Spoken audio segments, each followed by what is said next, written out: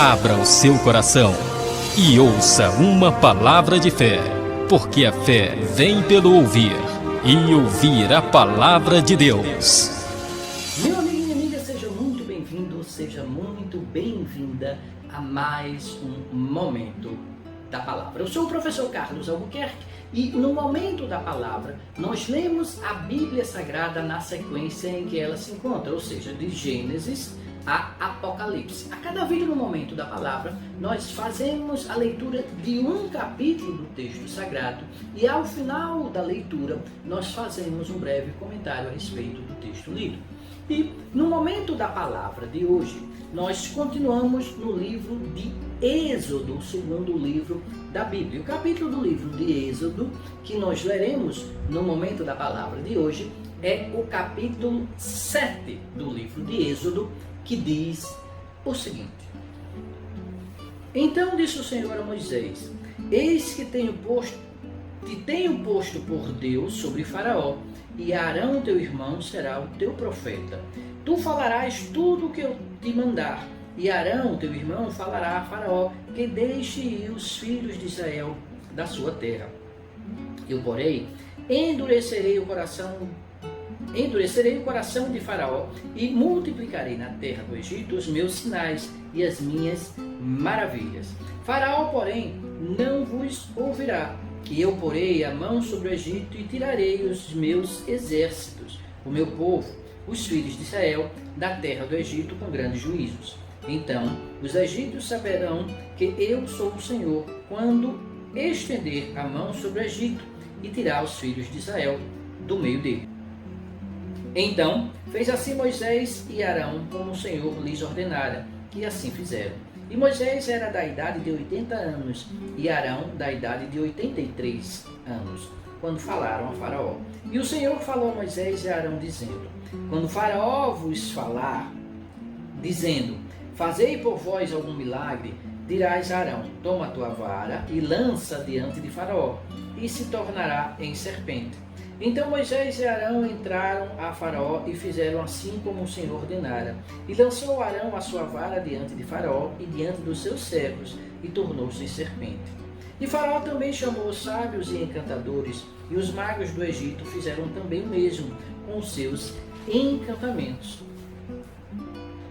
Porque cada um lançou a sua vara, e tornaram-se em serpentes, mas a vara de Arão tragou as varas deles. Porém o coração de Faraó se endureceu, e não os ouviu como o Senhor tinha dito.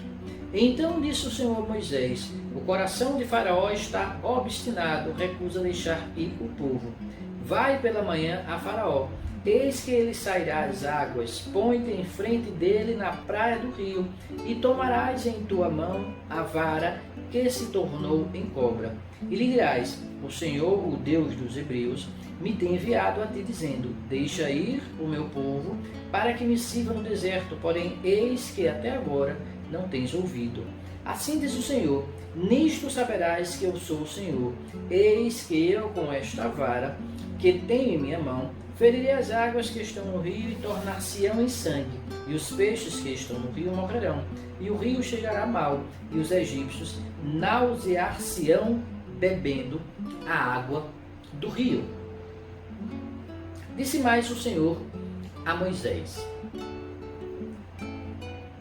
Disse a Arão: Toma a tua vara e estende a mão sobre as águas do Egito, sobre as suas correntes, sobre os seus rios, sobre os seus tanques e sobre todo o ajuntamento das águas, para que se tornem em sangue, e haja sangue em toda a terra do Egito, assim nos vasos de madeira como nos de pedra. E Moisés e Arão fizeram assim como o Senhor tinha mandado. E levantou a vara e feriu as águas que estavam no rio diante dos olhos de Faraó e diante dos olhos de seus servos. E todas as águas do rio se tornaram em sangue. E os peixes que estavam no rio morreram, e o rio fedeu. E os egípcios não podiam beber a água do rio, e houve sangue por toda a terra do Egito.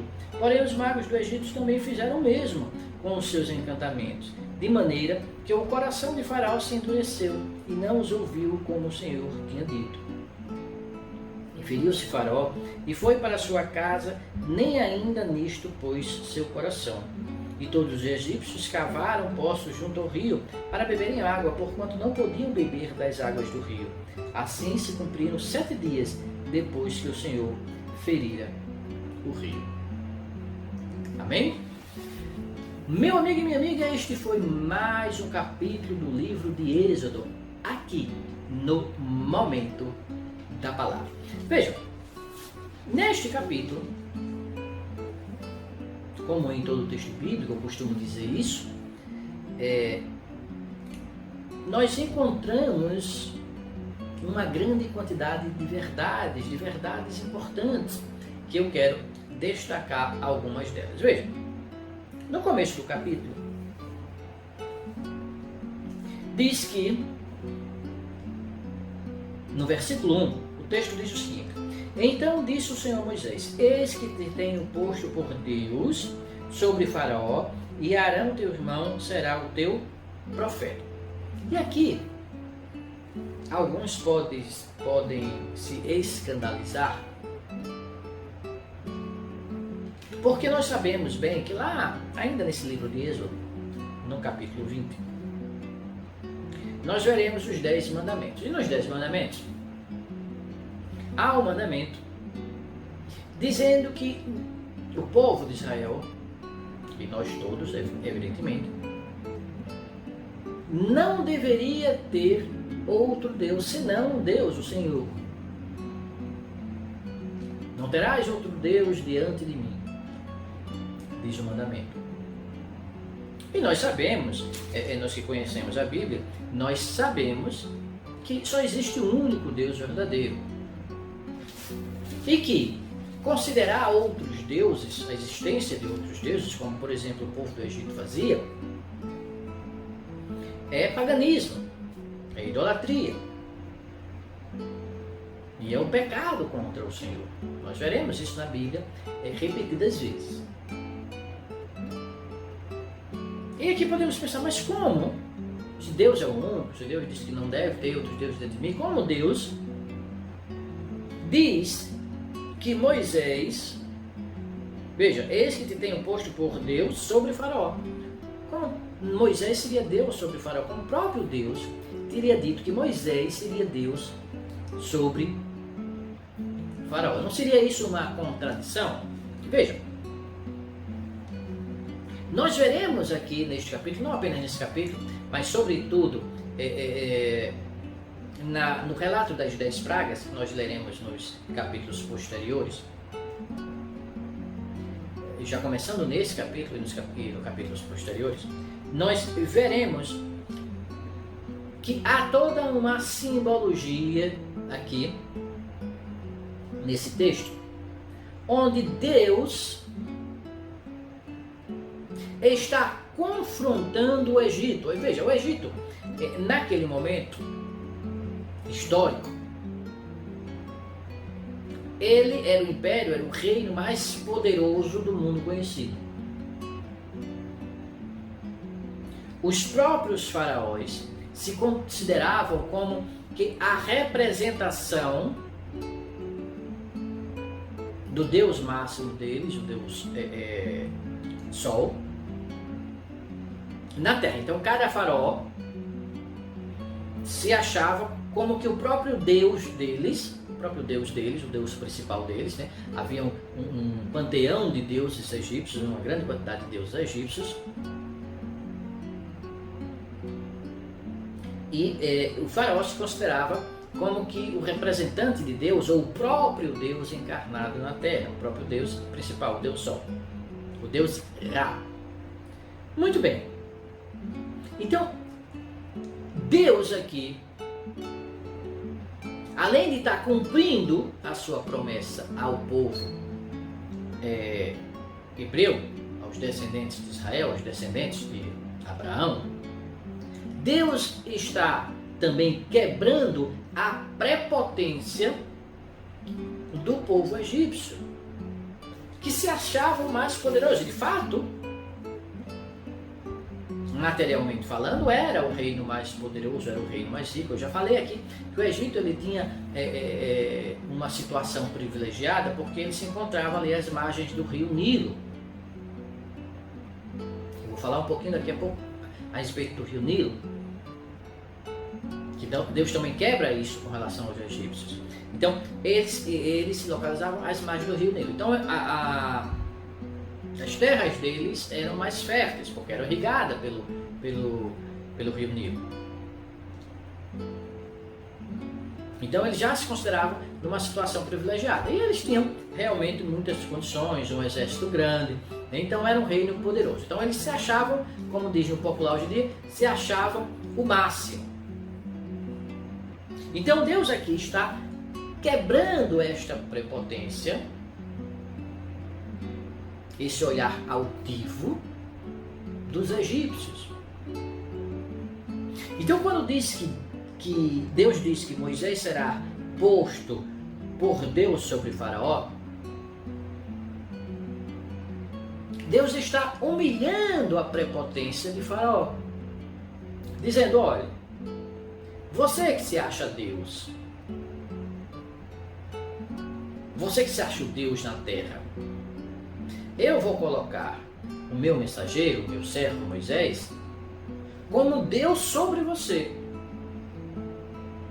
Então veja, não era uma questão de idolatria, mas era uma questão de quebrar a prepotência, o orgulho do povo egípcio. Como se Deus dissesse: olha, você não é nada não. Só existe um Deus. E o meu servo, ele é mais Deus do que você. Além disso, ele está colocando uma relação figurativa. Ele está dizendo: olha, você será como se fosse Deus para Faraó, e Arão, teu irmão, será o teu profeta. Então será aquele que falará o que você disser para ele. Assim como os profetas, nós veremos os profetas lá na frente da Bíblia, na história de Israel. Aqui neste momento, não chegamos nos livros dos profetas. Ainda estamos no Pentateuco, nos 5 primeiros livros da Bíblia Sagrada, atribuídos a Moisés. Nós não chegamos ainda aos livros dos profetas, à história dos profetas. Mas Deus está dizendo: olha, nessa relação aí, entre eu, você, Moisés e Faraó, é como se você estivesse no meu lugar, de Deus, e Arão fosse o seu profeta. Ou seja, você vai falar para Arão e Arão vai falar para do Faraó. Assim como eu falarei para os meus profetas, e os profetas falarão para o povo de Israel ou de Judá. Nós veremos isso mais para frente. Então veja, ele está dando uma explicação como que didática sobre a relação que iria acontecer, e está também humilhando o orgulho, pisando mesmo sobre o orgulho daquele povo prepotente. Então o texto continua, ele vai dizer justamente que tu falarás tudo o que eu te mandar, e Arão teu irmão falará a Faraó. Essa relação didática que eu falei de Deus e profeta. E o texto diz que ele, Deus, endurecerá o coração de Faraó. Essa relação aqui não quer dizer, e nós veremos aqui no próprio capítulo, dizendo que o Faraó endurecerá o seu coração. Não quer dizer que Deus vai lá e endurece o coração de Faraó para que Faraó sofra. Mas a relação aqui é que a presença de Deus e esse pisar no orgulho de Faraó vai fazer com que o coração de Faraó se torne endurecido. Porque quando Deus se aproxima de alguém que se compraz no pecado, que se compraz na perdição, que é renitente no mal, a simples presença, a aproximação de Deus, onde aquela pessoa está, faz esta pessoa ficar ainda mais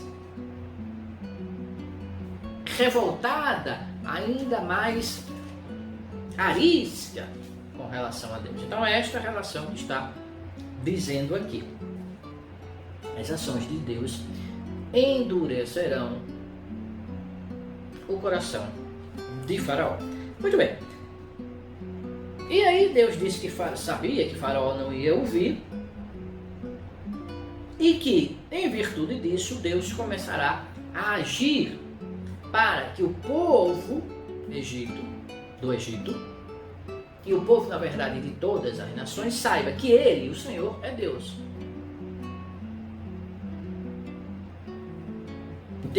Deus manda Moisés e Arão falar com Faraó, mesmo sabendo que Faraó não vai aceitar libertar o povo hebreu.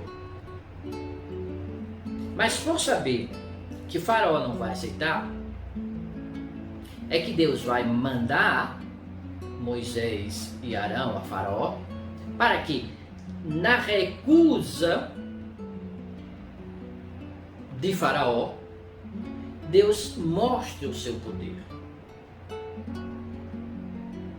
Então havia um objetivo de Deus se apresentar a todas as nações através do seu poder. Muito bem. E diz que Moisés e Arão foram fazer o que Deus tinha mandado.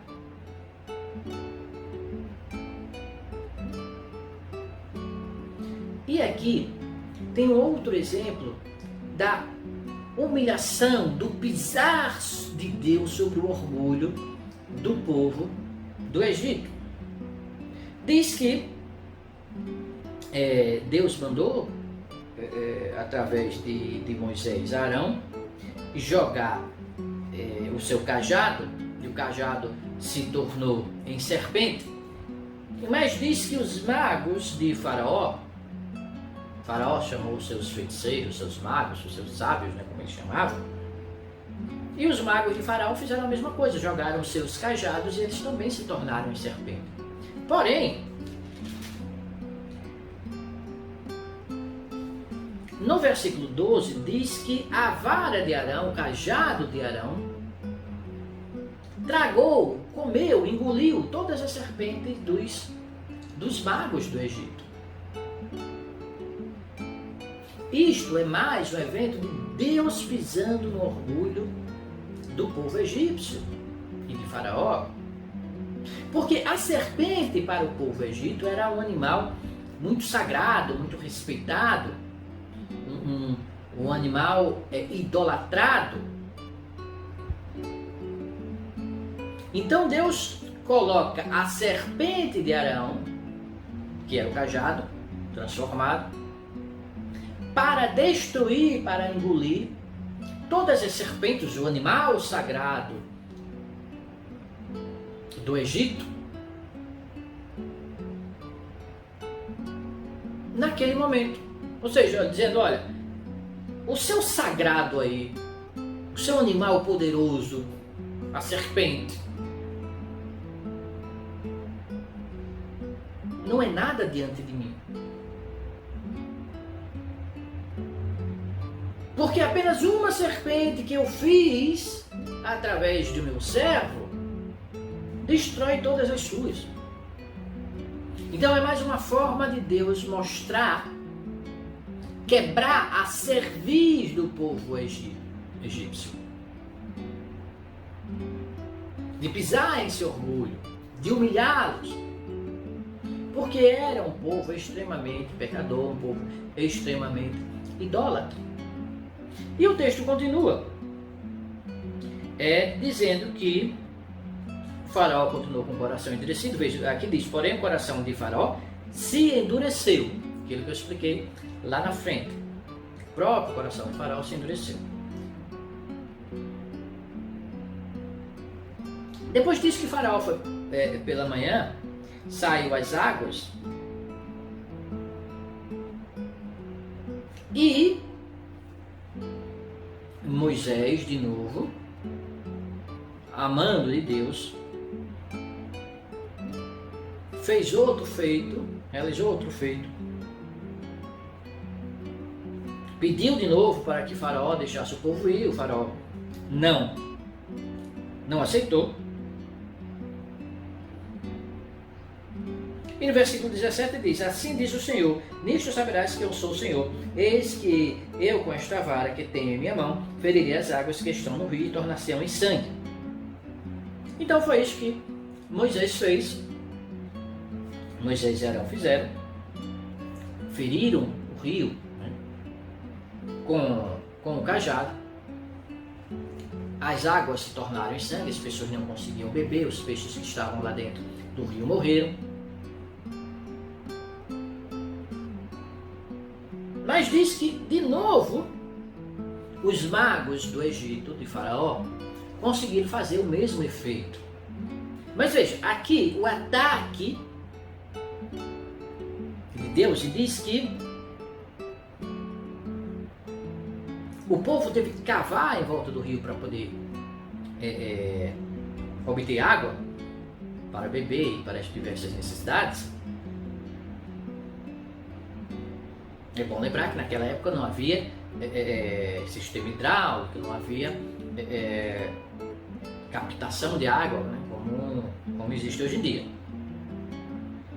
Então, muito se fazia com a água do próprio rio. E o povo não podia mais usar a água do rio. E o texto diz que se passaram 7 dias nessa situação. E esse ataque de Deus ao rio Nilo é de novo Deus humilhando o orgulho do povo egípcio. Porque o rio Nilo, como eu falei, o Egito era um povo privilegiado porque vivia às margens do rio Nilo, que suas terras eram muito irrigadas. O rio Nilo era como que idolatrado, havia deuses responsáveis pela manutenção do rio Nilo na crença deles. Então, o rio Nilo era muito importante. Era um dos motivos da prosperidade do Egito. Então, o rio Nilo era como que um bem precioso que só ele, Egito, possuía. Então, era algo de orgulho do povo egípcio. E Deus de novo pisa sobre esse orgulho. E diz: olha, esse rio que vocês supervalorizam, que vocês quase consideram um Deus em si,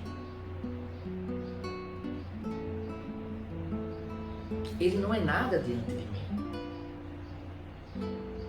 Então vejam, essas pragas que Deus está mandando para o Egito,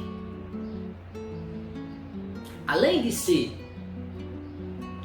um meio pelo qual Deus vai fazer com que Faraó liberte o seu povo, é também uma maneira de Deus se apresentar às nações do mundo inteiro, porque essa história é conhecida até hoje, ela se espalhou pelo mundo inteiro naquela época também. É uma maneira de Deus apresentar o seu poder às nações, e é também uma forma de Deus pisar sobre o orgulho, sobre a prepotência do povo egípcio.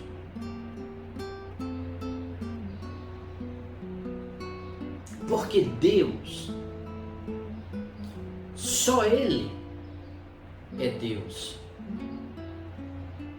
Os egípcios criam em uma infinidade de deuses.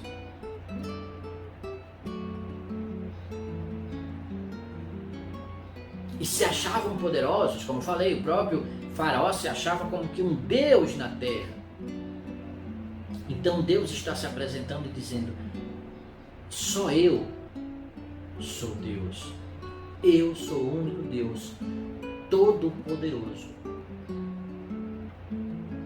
Não há, e ele vai dizer isso mais na frente, não há nenhum outro Deus além de mim.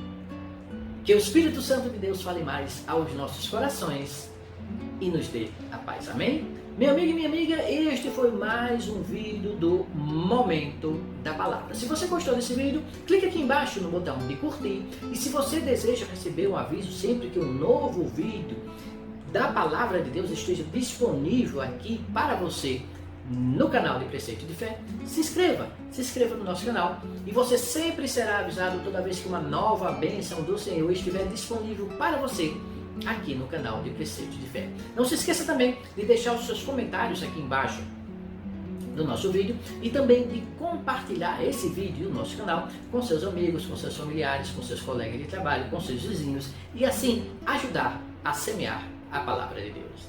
Fique na paz. Um forte abraço.